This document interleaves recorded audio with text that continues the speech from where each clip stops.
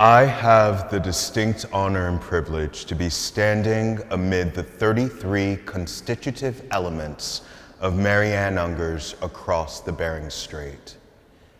Created between 1992 and 1994, emerging out of her second Pollock-Krasner Fellowship, this incredible homage or ode to indigenous female migration is the punctuation point for the exhibition and allows us to begin and end the way that she began and ended one of her last artist talks.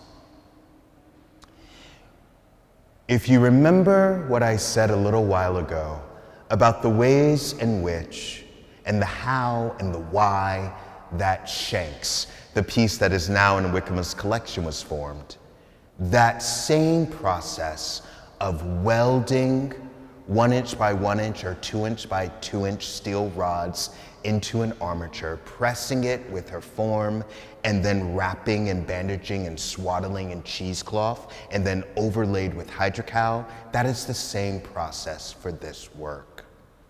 What is different are these incredible surfaces that were talked about contemporaneously with the piece and its first full viewing at the Trans-Hudson Gallery in the late 90s. Mary Ann has used loose graphite and minerals and water to give it these beautiful onyx, root-like, wound-like, canoe-like, tar-like, primordial chthonic, under the earth and emergent into the ocean, forms and surfaces and volumes.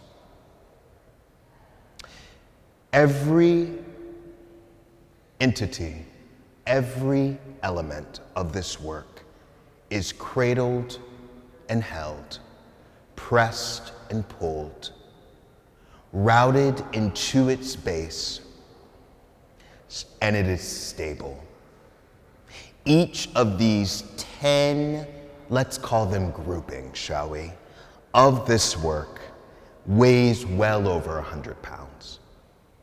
And yet, in the Crow Gallery, we have given over an entire room to this work so that people can see the delicacy, can see the progressive flow, that emergent line of color bringing us directionally to a new place that we talked about in the 54 gallery. It's here too. I love this work because it also reminds me of the beauty and the rigor of an artist's scholarship. Artists look at everything.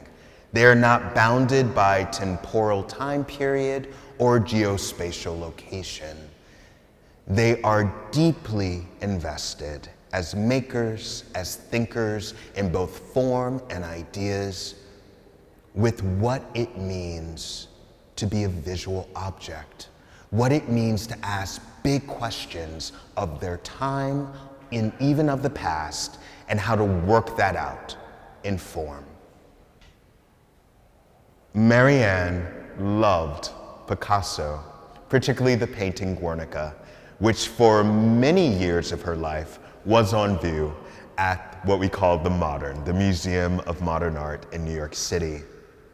These Y bases, these forms, are deeply indicative of that open air to the heavens scream, that silent operatic ask of the heavens.